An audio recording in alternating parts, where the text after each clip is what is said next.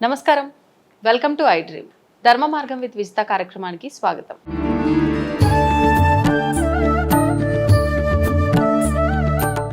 నమస్కారం గురుగారు. బంగారు చెప్పులన్న సంతోషం. గురుగారు, ఒకప్పటి నుంచి అంటే నాడు పురాణాల నుంచి తీసుకుంటే నేడు జరుగుతున్న ఇవన్నీ విధానాలు కనుక మనం చూస్తూ ఉన్నట్లయితే ఒక రకంగా మన మానసిక అస్థిరత అనేది దీనివల్ల మనం పాప చింతనకు లోనవుతున్నామేమో అనే ఆలోచన మొదలవుతుంది. అసలు ఇలాంటి పాప చింతన రాకుండా ఉండాలన్నా, వచ్చిన దాన్ని మనం పోగొట్టుకోవాలన్నా ఏదైనా విధానం ఉందా? తప్పకుండా. భలే ప్రశ్న అడిగా బంగారు. మనిషి తన జీవితంలో తెలుసో తెలియకో కొన్ని తప్పులు దొర్లుతుంటాయి. అవును, హ్యూమన్ ఈజ్ ఎర్రర్ అన్నారు. అటువంటి సమయంలో తనకు తెలిసి చేసిన, తెలియక చేసిన కొన్ని పాప ఫలితాలు ఉంటాయి. దానికి ఉదాహరణ కూడా చిన్న కథ 2 నిమిషాల్లో చెప్తాను. మహాభాగవతములో నృగమహారాజు చరిత్ర అని ఒకటి.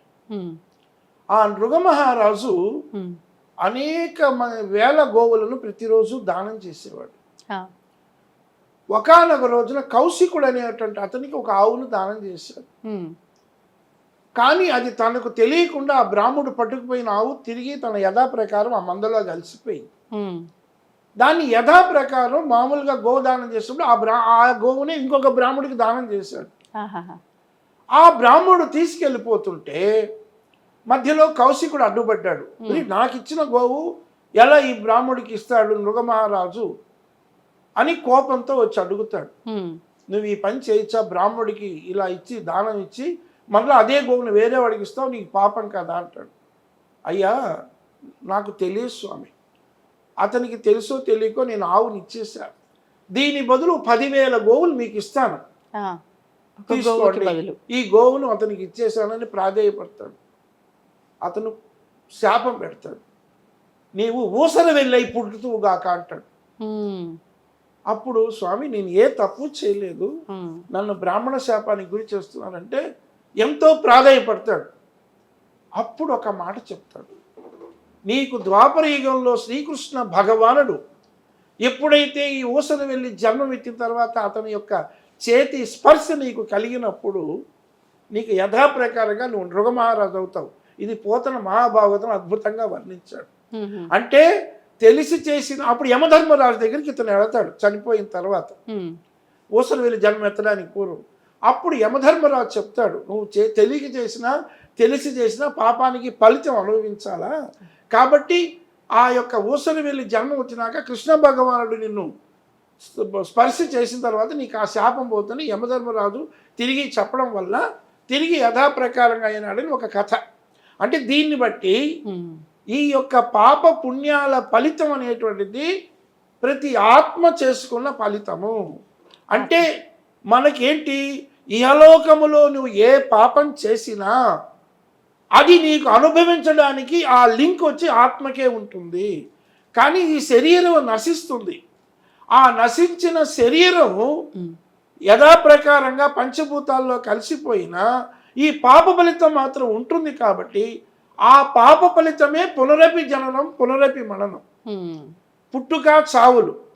అందువలన వీటికి పాప పుణ్యాలన్నీ పోగొట్టుకోవడం కోసమే మీరు అడిగిన ప్రశ్న ఏమిటి, దీన్ని ఏ విధంగా నివారణోపాయం అంటే భక్తి ఉన్న చోట భగవంతుడుండు. అందుకే మనకు 9 భక్తులు ఉన్నాయి. అందుకే కృష్ణ పరమాత్మ ఏం చేశాడు, నన్ను చేరుకోవడానికి 2 మార్గాలు ఉన్నాయి. ఒకటి భక్తి మార్గం, రెండవది జ్ఞాన మార్గం. ఈ భక్తి మార్గములో నీవు దైవ చింతనగా దైవ సంబంధమైనటువంటి భక్తికి పరాకాష్టే భాగవతం.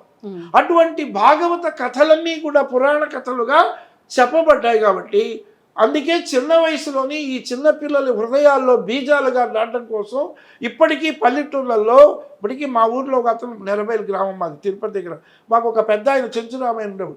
ఆయన ఇలాంటి కథలన్నీ చెప్పి ఒక నైతిక విలువల ధర్మ సంబంధమైన బీజాలు హృదయంలో చిన్న వయసులో నాటడం బట్టి మనకు అటువంటి ధర్మ నీతిగా, ఎందుకంటే ఇది మన ధర్మ మార్గం కాబట్టి మన ఐ డ్రీమ్ ఛానలే ఈ యొక్క శీర్షికను పెట్టడమే చాలా విశేషం. అందులో మీరు ఒక వ్యాఖ్యాతగా శ్రీమతి అద్భుతంగా మీరు ఈ విజేత రెడ్డిగా విజయాన్ని చూపించడం, ఇది ఒక మార్గ నిర్దేశకమైనటువంటి ధర్మ మార్గ ఛానల్ కాబట్టి ఇందులో రహస్యం ఏంటి, దీన్ని ఏ విధంగా నిరావరణ అంటే ఒకటి భక్తి మార్గంగా భగవంతునికి సంబంధించిన కథలను తెలుసుకోవడం, మన యొక్క హైందవ మత సంస్కృతికి మన పురాణ గాథలు రామాయణ మహాభారతాలు ఇవన్నీ తెలుసుకోవడం ఒక ఎత్తు.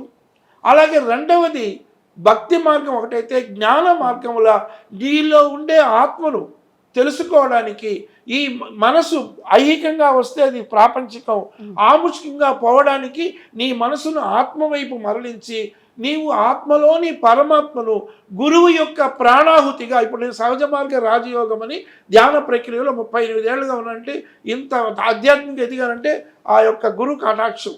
సహజ మార్గ రాజయోగంలో లాలాజీ, బాబూజీ, చారీజీ, ఇప్పుడు దాదీజీ ఇక్కడ కానాస్తం ఉంది.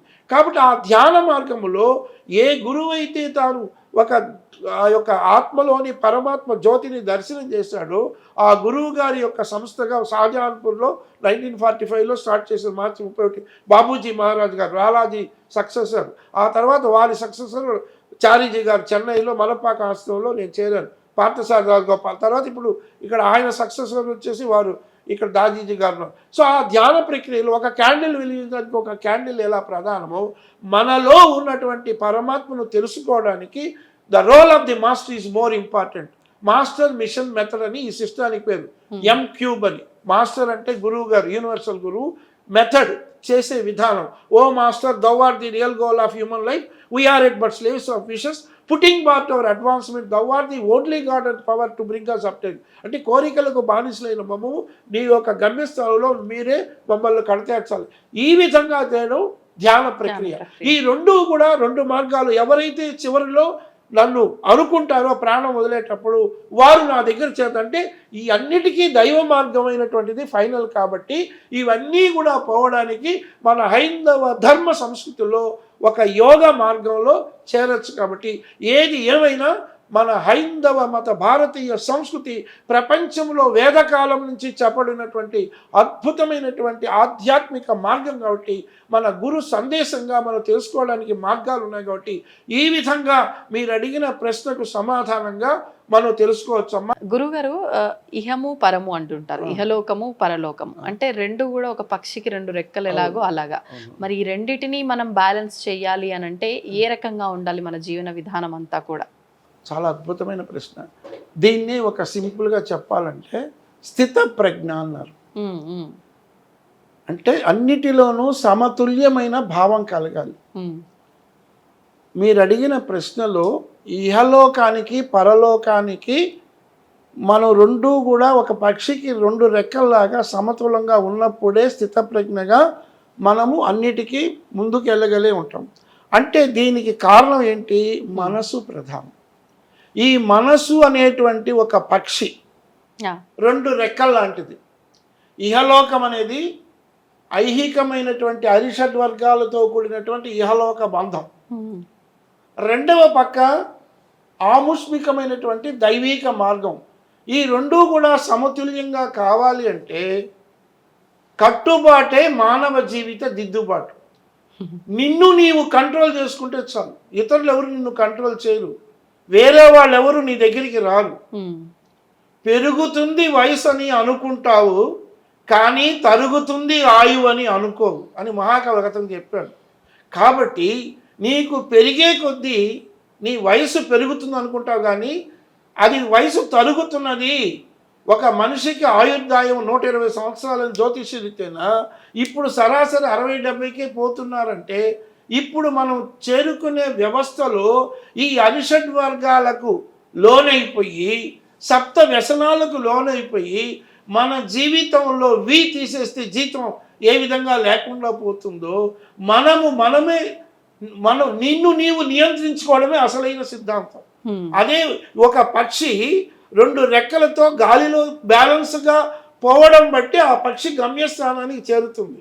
కాబట్టి ఈ లెన్స్కు బ్యాలెన్స్ ఉండడమే లైసెన్స్. అది లేకపోతే జరగదు. కాబట్టి అన్నిటికంటే కూడా మనస్సును నీవు కట్టుబాటు చేసుకో. ఎన్ని ఒత్తిళ్ళు వచ్చినా ఈ పంచ మహాపాతకాలైనటువంటి వాటికి జోలికి పోవద్దు. అందులో మొట్టమొదటిది ఆత్మహత్య. చాలామంది ఈ మానసికమైనటువంటి అస్థిరత వలన, మానసికమైన దుస్థితి వలన, తమలో ఉద్రేకంలో మానసికమైనటువంటి నెగటివ్ థాట్స్ వలన ఈ రోజుతోనే మన జీవితం అయిపోయింది, ఇక నాకు లేదు అని అనేకమైనటువంటి అవమానాలకు, సెల్ఫ్ ఇన్ఫీరియారిటీ కాంప్లెక్స్ పడిపోయి తమ జీవితాన్ని నాశనం చేసుకుంటున్నారు. అయితే ఆత్మహత్యకి, స్త్రీ హత్యకి, బ్రాహ్మణ హత్యకి, గోహత్యకి ఈ 5 పంచమహాపాతకాలు, ఆత్మహత్య, శిశు హత్య, గోహత్య, స్త్రీ హత్య, బ్రాహ్మణ హత్య, వీటికి పంచమహాపాతకాలు. ఈ హత్యలన్నిటికీ కూడా ముక్తి లేదు. ఈ పాప ఫలితములో ఒక త్రిశంకు స్వర్గం లాగే ఉంటుంది, కానీ ఈ యొక్క ఆత్మ శాంతించదు. అందువల్లనే మనము ఎటువంటి అష్ట కష్టాలు వచ్చినప్పటికీ కూడా ఏ విధంగా ఈ ప్రాణము ప్రకృతి రీతిగా మనలో వచ్చిందో చివరికి ప్రకృతి రీతిగానే భగవంతుల్లో కలవడానికి చూడాలి, కానీ నిర్బంధమైనటువంటి ప్రాణాన్ని పోగొట్టుకోకూడదు. అందువలన నేటి సమాజంలో మనకున్నటువంటి ప్రేక్షకులకు మనం చెప్పుకునే విషయం ఏంటంటే, మానసిక ఒత్తిళ్లు ఎన్ని వచ్చినా సరే నీవు మనసును భగవంతుని వైపు మరలించు. భగవంతునికి సంబంధించినటువంటి ఆత్మ శిక్షువుగా ఈ ఆత్మకు శాంతి ఇవ్వడానికి మనసును కంట్రోల్ చేసుకో. ఈ పక్షి ఏ విధంగా తను ఇక్కడి నుంచి ఇంకొక ప్రదేశానికి పోయి ఉండేంత వరకు ఆ పక్షి గాలిలో ఏ విధంగా సమతుల్యంగా ముందుకు వెళ్ళగలుగుతుందో, ఏ విధంగా ఒక విమానం 2 రెక్కలు కలిగి సమతుల్యంగా గాలిలో ఎగిరి గమ్యానికి ఆ మైండ్ అనేటువంటి కంట్రోల్లో క్యాప్టెన్ ఎలా పెట్టుకుంటాడో, అలా నీ మనసును ఎన్ని ఒత్తిళ్ళు వచ్చినా పారే గంగా నది లాగా పెట్టుకో. Don't like stagnate water. నీ మనసును ఎప్పుడు ఒక పారే గంగాది లాగా పెట్టుకొని ఆ గమ్యస్థానంలో సముద్రం అనేటువంటి భగవంతుని చేరడానికి కాలం దైవ బలం, దైవం కాలపు వైలముగా ఒక పాజిటివ్ ఎనర్జీగా, పాజిటివ్ మైండ్గా నీవు తప్పకుండా ఎక్కడ పడ్డామో అక్కడే లేస్తాం. కాలధర్మంలో అన్నీ కలిసిపోతాయి కాబట్టి ప్రతిదానికి ఓర్పు, నేర్పు, సంయమనము, సమధర్మము, అన్నిటికంటే మించింది ప్రెజెన్స్ ఆఫ్ మైండ్, సమయస్ఫూర్తి చాలా అవసరం. ఈ సమయస్ఫూర్తిగా మనం ఏది సాధించాలో, మనకి ఏది అనుకూలమో, అనువుగాని చోట అధికులం అనరాదు, కొంచెం ఉండుటల్లా కొదవు కాదు, కొండ అద్దమందు కొంచెమై ఉండదా విశ్వదాభిరామ వినురవేమ. కొండ అద్దంలో కొంచెం ఉంటే దానికేం కాదు. అలాగే మనం ఎదుటివాడు మా దూషణ భూషణ తిరస్కారములు శరీరమునకే కానీ మనసుకు లేవు అనే ఒక కట్టుబాటుతో నీవు భగవద్గీతలో కృష్ణ పరమాత్మ చెప్పిన 3 యోగాల్లో కర్మయోగము, జ్ఞానయోగము, భక్తి యోగములో సారాంశము నీవు కంట్రోల్ చేసుకొని నీవు చేయవలసిన పనికి కర్మణ్యే వాధికారస్య మా ఫలేషు కదాచన, ఫలితాన్ని ఆశించద్దు. నీ డ్యూటీ నీవు చేయని అర్జునునికి విషాద యోగం నుంచి 18 యోగాల్లో విశ్వరూప సందర్శనంలో 11వ యోగంలో ఎలా చెప్పాడో, కర్మణ్యే వాధికారస్య మా ఫలేషు కదాచన, నీ యొక్క డ్యూటీని చెయ్యి, ఫలితాన్ని ఆశించద్దు.